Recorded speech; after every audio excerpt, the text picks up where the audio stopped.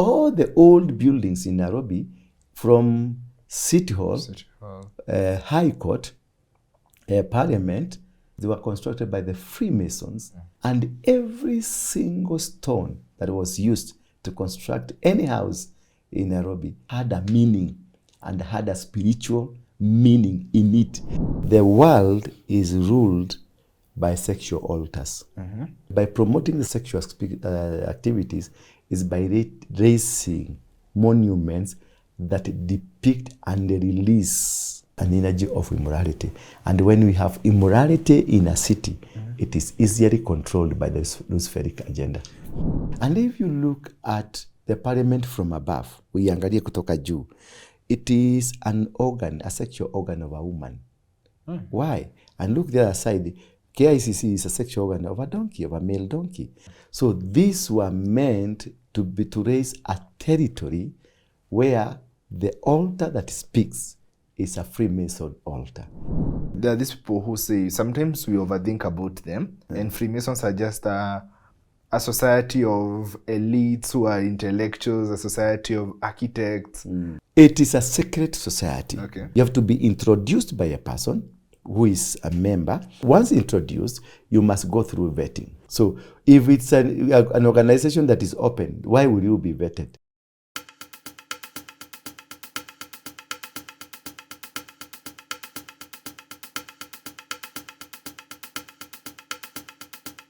As the British government established Nairobi in the 20th century, the city has evolved to be an architectural marvel with iconic landmarks and monuments. But recently, many have questioned the symbolism and spiritual influence of these structures, fueling speculation. Nairobi's iconic skyline tells a story far deeper than meets the eye. From the towering hexagonal KICC to the adjacent Supreme Court buildings and the neighboring City Hall to the historical State House, the stately columns of Parliament and the Macmillan Library. These landmarks are more than just architectural marvels. Whispers of Freemason influence in their design have sparked debate for decades. Were these structures simply colonial era masterpieces, or do they hold a deeper spiritual symbolism that continues to shape the city's destiny? Today, we dive deep into the untold story of how the Freemasons built Nairobi with Apostle Ndura Waruinge, who has been on a journey of research on historical and spiritual occurrences in Africa. This thing of demonic monuments is not a yesterday thing. Okay. It is something that has been there for quite a long time. Okay. And this did not emanate from Kenya. It emanated right from the days of Solomon. And the Freemasons are people that emanated right from Solomon himself. It was the theory of the Freemason is a Solomonic theory. They captured it from there. And the issue of monuments is also in the Bible, because if you read the book of Deuteronomy chapter number 7, God is talking about the 7 mightier nations, the Girgashites, the Jebusites, the Amorites, the Hittites, and he's telling the children of Israel, when I hand over these people to you, then you shall destroy their pillars, their altars, their asherahs, and destroy completely, you shall utterly destroy them. So that is the beginning. When you look at the days of the children of Israel, when they were in Egypt, they were made to worship idols, and they turned away from their God. Those are the days that you find they were worshiping calves, they were worshiping personalities, there are things that they were worshiping. So that is the foundation. If you look at the father of Abraham, Terah, he was an idol worshipper. You're getting me? Yeah, I'm getting He was an idol worshipper. So this thing is not a yesterday thing. And this thing mostly, yes, in our traditional way, we had our witches. Yeah. And we had our own things that we were doing. But the main witch are the Wazungus. Because the foundation of witchcraft is not really from Africa. It's from outside Africa. Because what Africans were doing, they had a god, they had God. But the god of Africa, when the Wazungu came, they turned him to be a small god. and their God became a big God. And perhaps when you were off camera, I was telling you I was in Russia. When you called me, I was in Russia. And before Russia, I had gone to Spain, I had gone to Sweden, I had gone to Germany, I had gone to France, because there's a trader I'm trying to find, to look at, to understand where is the origination of this evil that we have here in Africa, and more especially in Kenya. So to win people and colonize people, you have to remove their originality, then implant your fake systems onto them, so that they will be forced to worship your gods. Okay. So the culture of idols was not with the African, but was with the people who brought the religion to us. Okay. Jesus was not a religious man. Yeah. Jesus spoke about the kingdom. He never spoke about religion. So who brought the religion? It's the Roman Empire. So where do we start locating idol worshipping and the monuments that depict the will of the devil and not the will of God? So you locate who brought Christianity, who brought church to Africa, who brought government to Africa. You discover it's the British government that came, Akina Dr. Kraft, and then door was opened, and that was done in Berlin when we had that Berlin conference.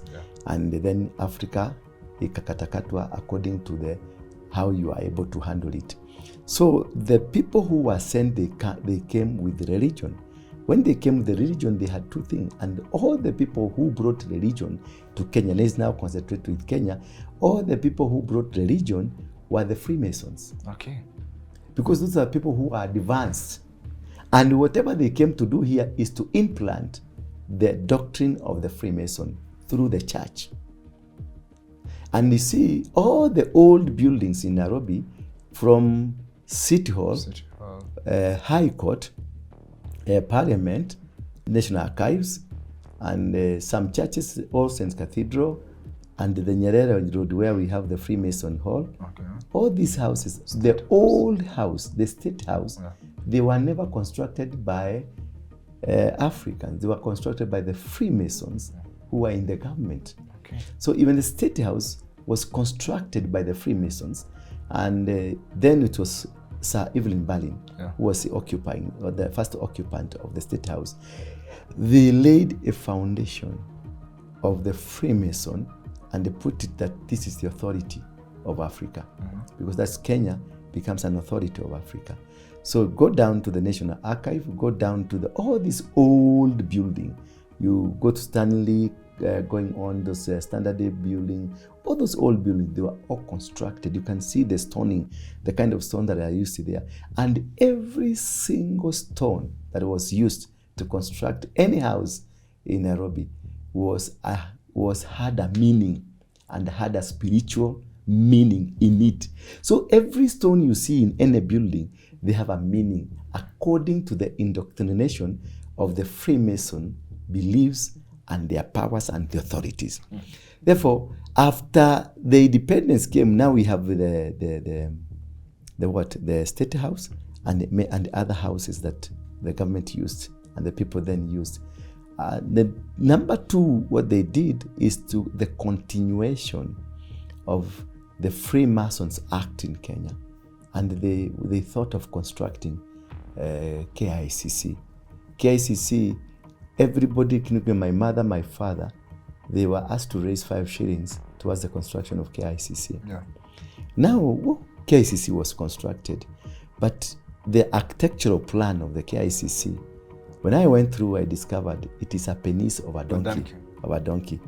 So if you ask yourself a question, this architectural planner, why would he think of a penis of a donkey and not an African monumental? What could be the reason? Then you go to the spiritual meaning of a donkey. Then you understand what is a donkey. A donkey is the beast of burden. Yeah, the beast of burden. And then, so every Kenyan was asked to raise 5 shillings towards construction. Why were we asked to give 5 shillings? Why were we asked to participate in the construction of a penis of a donkey? Okay. Then you go back spiritually, you understand that all of us, we were supposed to be put under that altar. And now you find KICC becomes an altar. And therefore, we have given our sacrifices, our sweat towards building a donkey's penis. That's the spirit of immorality. Hold on that, Apostle. But these people who are got KICC away from the main hall, there's another one that, the smaller one that represents an African heart or no that. No, that's not an African heart. What is it? It was hypocritical way of the feature. Concealing the whole agenda. Okay. Just pick that African heart, place it up there. Okay. Yes. Okay. Does it answer your question? Yeah, maybe it does You've answer seen the it question. Okay, so speaking of that, going back to the Freemason, there are these people who say sometimes we overthink about them, and Freemasons are just a society of elites who are intellectuals, a society of architects. Can you answer that question? It is a secret society, Okay. the Freemason. They are very demonic. What they did, they took the ideologies and the kind of what Solomon had. Yeah. And they depict Solomon was one of them because he was a builder. Yeah. So they say Freemason is a wisdomatic kind of an organization. Okay. Because of the wisdom of Solomon himself. So this organization was built from the concept of Solomon. Therefore, most of the formation of the Freemasons is derived from the Bible. Okay. It's derived from the Quran. It's derived from the original books of worship. Therefore, they are able to come and explain to you that this organization is good because what we are talking about, about intellectual people. Yeah. Ambao, they have wisdom of doing things. But this is explained to laymen people, people who does not understand, and you will be vetted. So if it's an organization that is open, why will you be vetted? Yeah. People who come to my church, nawaambia tunaambia sema Bwana Yesu, sema Yesu ni Bwana. And they became members of the church. I don't vet them. I don't want to know them. What I do, I will teach them the doctrine of Jesus Christ. But this one, you have to be vetted. You have to be introduced by a person who is a member, or you must, and also once introduced, you must go through vetting. Okay. You must be vetted until you are capable of keeping top secrets. Now from a vetting, they take you to the next level, where now you will be indoctrinated. You'll be now recruited officially to become a member, but it's a member who does not understand more things. Then after a few years, you are taken to another level, where now oath, and that's where now that stage, that is why you die. Because they believe you have to die, then you come back. Okay. So that is when the spirit in you will be taken away. You die. Literally, you die. Then they put a new spirit in you. Now you become a Freemason. that's the level now. You become a Freemason. But there are so many people here in Kenya who are Freemason, but wa huko nje. They are not where they are supposed. But we have families in Kenya who are the custodians of the Freemasons, who are left with the Freemason, like wazungu wengi and the Macmillan. Ukienda pale Kilimambogo, that is where we have the headquarters of the Freemason, the Macmillan. Kilimambogo towards the Kilimambogo mountain here. Yeah. Kuna nyumba inaitwa ile ya Macmillan. Okay. The Macmillan family ndio walikuwa custodian. Then it was left the Kenyatta family, left the Moi family, left the many people around there. There are people who are inside and there are people who are not inside. The people who talk to you, they are just outside there. The people who are given information, go and say this. Okay. They will go and say what they know. In fact, those, they don't know anything beyond there. They don't know things about hiyo skeleton nakwambia. And these don't even know. It's me who came up and told them that if from from Nyerere Road, there's a tunnel to State House. Yeah. There's a tunnel to St. Andrews. There's a tunnel to All Saints Cathedral. There's a tunnel to Serena. There's a tunnel to Parliament. From there, why would we have a tunnel emanating from a house that is believed that is worshipping the devil? What is the secret? Okay. You're getting me? Yeah. Then you go to Parliament. This the preacher from PCA. A preacher ambaye alikuwa senior pale, Gethi. He came up and said there are things in the windows of their churches that does not reflect God. There's michoro, the carvings. You see, this is a snake. Yeah. This is something that is demonic. If you look keenly, you unaona picha ya Lucifer. And it is in the church. Then you go to Parliament, he said, as you climbing to a Parliament again through the stairs, utakuta kuna nyoka. Hiyo magrizi za kujishikilia ni nyoka. Why would you decide to put a snake in Parliament? What was the reason? And if you look at the Parliament from above, uiangalie kutoka juu, it is an organ, a sexual organ of a woman. Why? And look the other side, KICC is a sexual organ of a donkey, of a male donkey. So why would these things happen?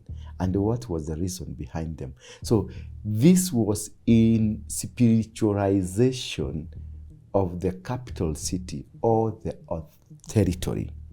So because we have territorial altars. Okay. So these were meant to raise a territory where the altar that speaks is a Freemason altar. That's why they were able to build Mzee Kenyatta to be put inside the KICC, and then he's put facing Parliament. That's an altar. Put on his side, left side, is this Sharia house. The right hand side, it is City Hall. Back, ni koti. So that is the man that is running Kenya until today. That is the altar that is running the Kenya until today. So again, they take that when we said during the promulgation of our constitution, then we said it's no longer we are going to use portraits of human being to weka kwa noti in our currencies. They agreed with that, but they refused to remove the altar of Jomo Kenyatta from any single note, because that is what that controls the economy of the nation. Okay. That is number one. Again, beside that, which controls the economy and the KICC, the spirit of immorality, and this Mzee, the spirit of control, the manipulation. And again, if you look at the coat of arms, there's a name there. Imeandikwa jina gani? The name is Harambee. Harambee, huh? Yes. What is the meaning of the name Harambee? Where did it emanate from? The name Harambee emanated from a goddess in India. The people who are building the railway line, when they will lift those chumas, they will recite kama vile Bwana asifiwe ama kwa Waislamu Allahu Akbar. They will say Harambee. Getting me? Harambee, as wakiinua chuma. Harambee. So it is this God that kept them moving. Okay. This God kept them moving. So therefore, as they said Harambee, they made sure this God of theirs, the Indians, is put in the leadership of this country.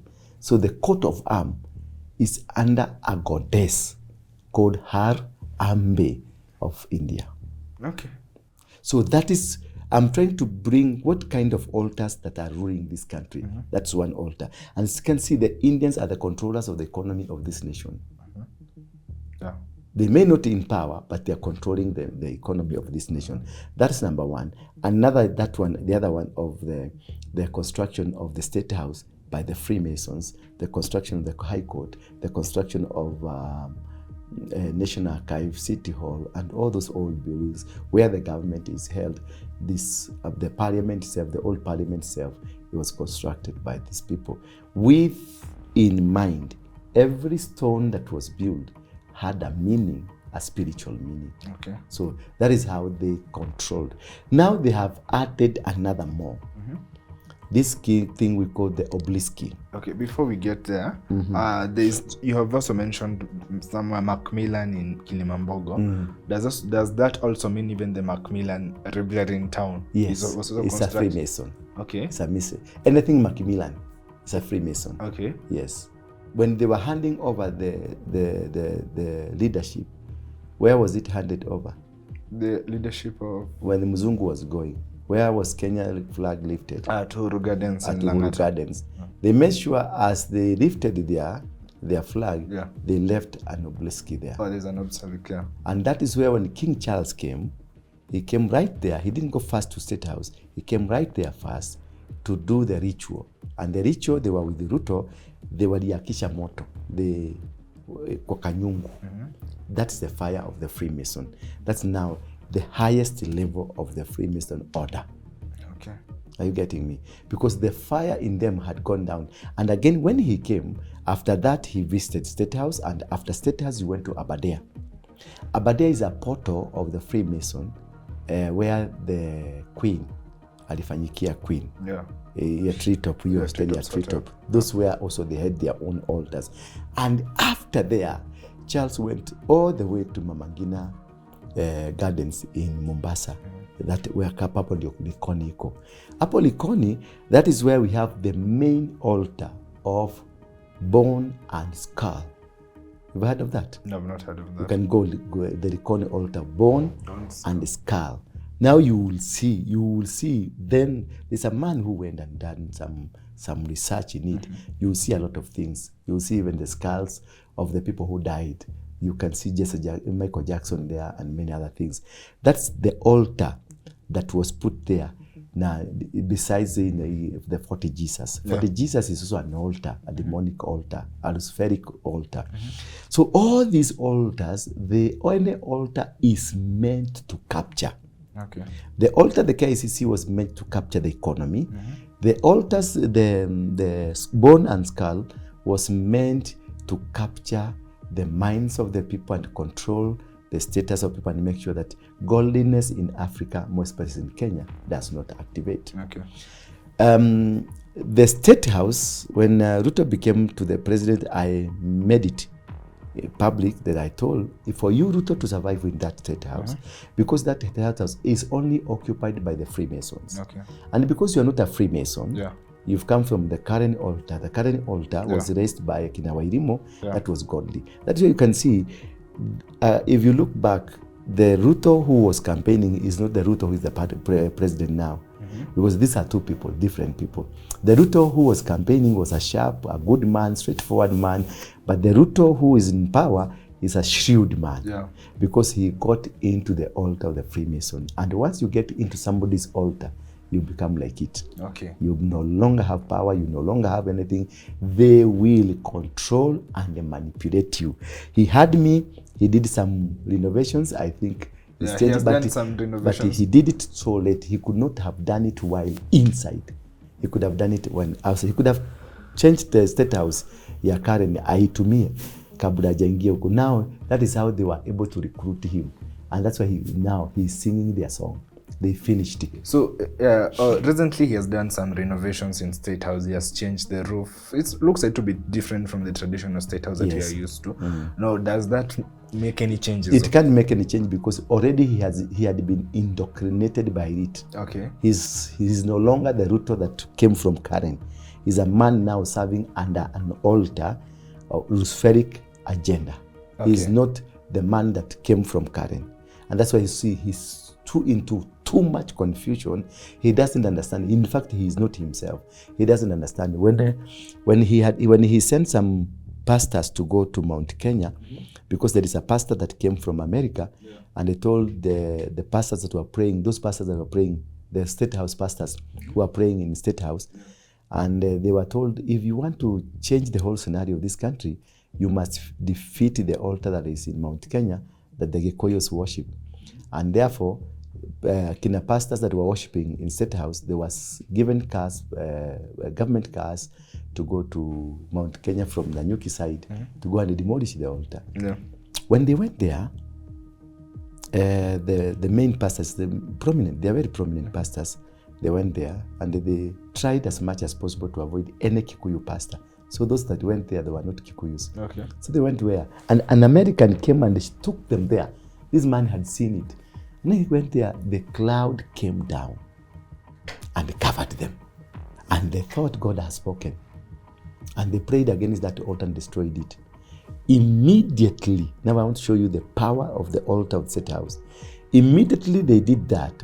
Going back to State House, Ruto, they found soldiers at the gate and they were told, you are no longer needed here. And immediately Ruto destroyed mambo ya Dorcas, mambo ya bibi yake, na that budget for prayers was cancelled. And since then, no pastor has been allowed to go and pray there. He's only inviting a few Colonials and what, come pray, go. And that's the end of it. Okay. Because the altar, when it discovers you are trying to bring it down, it will bring you down before you've done it. So that's the power of the altar. It controls, it manipulates, it destroys, it forms opinion. It brings the spirit that controls and manages. Sir Herbert Baker, a British colonial architect, is widely credited with designing some of Nairobi's most iconic buildings during the early 20th century. Commissioned by the British government, Baker's architectural vision laid the foundation for Nairobi's transformation into a modern capital. Arriving in East Africa in the 1920s, Baker was tasked with designing key administrative and civic buildings that would symbolize British authority and civilization. His architectural style, characterized by grand columns, Masonic geometric patterns, and intricate stonework, bore a striking resemblance to other Freemason-inspired landmarks around the world. Beyond Kenya, Baker's legacy extended to South Africa, where he played a crucial role in designing key government institutions. He was a known Freemason, and his work often incorporated Masonic symbolism, elements believed to represent power, secrecy, and influence. When you have a religious or a spiritual motivation, you are sent as a missionary. Okay.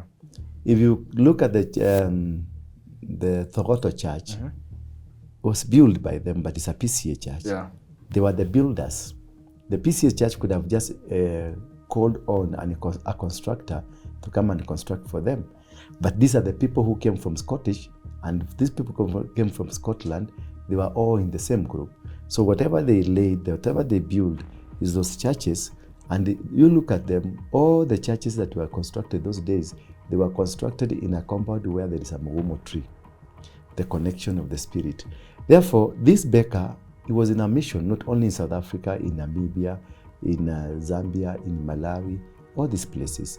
He participated in the laying down of the foundation of a spiritual aspect of the Freemasons. Okay. Now let's go to the obelisk. These monuments that are found in Nairobi, we had mentioned maybe the initial one was the initial one was that was done at the Uhuru Gardens. Another which was done by Sakaja himself here at the railway station. Yeah, and there's another one at Kenyatta Avenue opposite a statue of 3 soldiers or something. Yes. Yeah. And there is another stone where you have the GPO. There's a square stone at the GPO. The one they call Kilometer Zero, where they say Nairobi starts to be counted from there. Yes, that is the center of the world. Okay. That's where 2 roads meet. Yeah. This road from Karatina, the Kenyatta Avenue is from Karatina, going up to Ethiopia, Cairo. Yeah. That's the Great North Road. Great North Road. And the Uhuru Highway is from West Africa. Yeah. That's a transnational highway. Yeah. That is where the 2 roads meet. Yeah. In the book of Isaiah 35. Yeah. Yes. Yeah. So what does the obelisk, what spiritual meaning or symbolism does it have? Because it is found in Washington, D.C., every Paris, capital city, in the Vatican. Yeah. Yes. Obelisk, you see, it's done in a roundabout. Yeah. And there are 2 layers of the roundabout built around it, or the 2 layers of something that is round, oval. Then this thing comes up. Yeah. The 2 layers is a female sexual organ. And the one standing is a male sexual organ. Okay. You know, the world is ruled by sexual altars, the demonic world. They rule the world by sexual altars. And that is why I see, for you to be disconnected from God, a sexual altar has to be raised. Okay. And you see, of late, there has been this lesbianism, gayism, it's rampant coming up. Yeah. Because the aspect of removing mankind from God is promoting the sexual activities.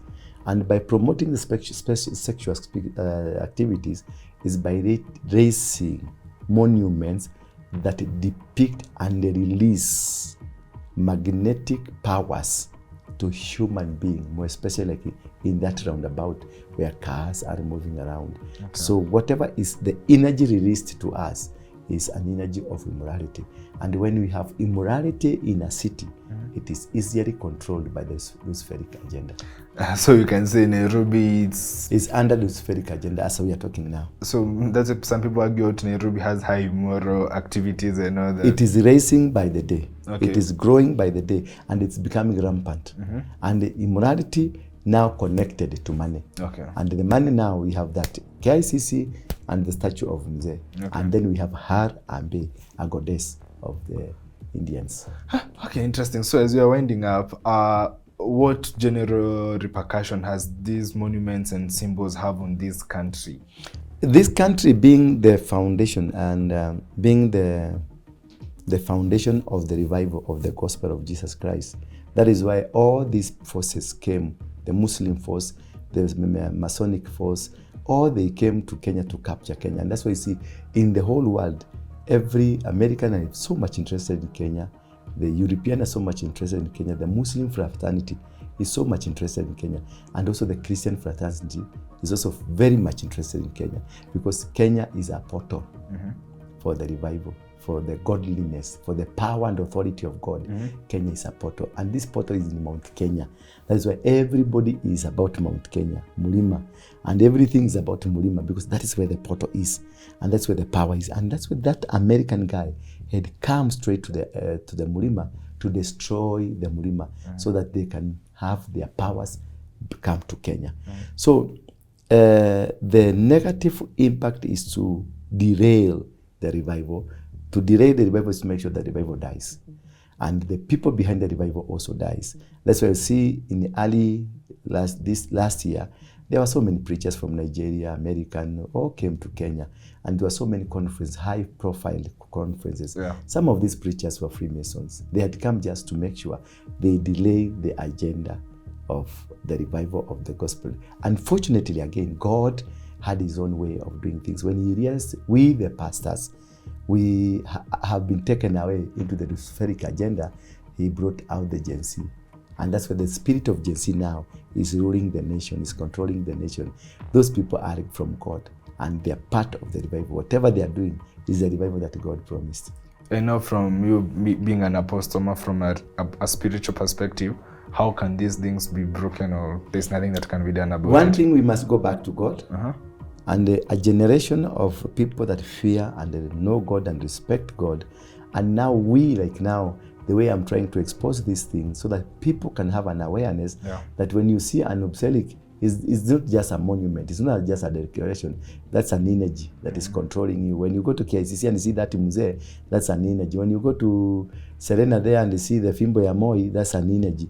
When you go to Uhuru Park and there are so many pyramids in Uhuru Park, that's also an energy. And the people who did that, they had a specific agenda. Therefore, making that awareness, and also men and women of God who are conscious of what is happening, we rise up, things will change. While some dismiss these claims as mere conspiracy theories, others insist that the presence of Freemason symbols in Nairobi's architecture is undeniable. The debate rages on. Are these buildings mere relics of colonial history, or do they serve a hidden spiritual purpose that continues to shape Kenya's capital? And now, for someone who might argue out that you are a conspiracy theorist, or in a Kenyan way, how they call it, stories ajaba, how would you answer that? That one does not bother me at all. Does not bother me, because every story has an end and has an ending and has a result. So I will just tell you a story, sit down, wait and see. Yeah, I've been telling people. I told people Gwambo is going down. I told people Gachagua will go down. I told people many things that are happening in this country. Okay. I told them. They called me, ni bangi imeongezeka, ni madawa, ni stories za jaba. They say everything. Yeah. I never argue. I never push my agenda. Okay. I'll just speak it, leave it. If it is indeed God using me, He will do it. The Nairobi's skyline stands as a testament of its rich history and rapid growth. But beyond the concrete and glass, lingers questions of its architectural blueprints and spiritual foundations. We appreciate your support as we head to 1.5 million subscribers. Reporting for LNN, my name is Edwin John Mukora.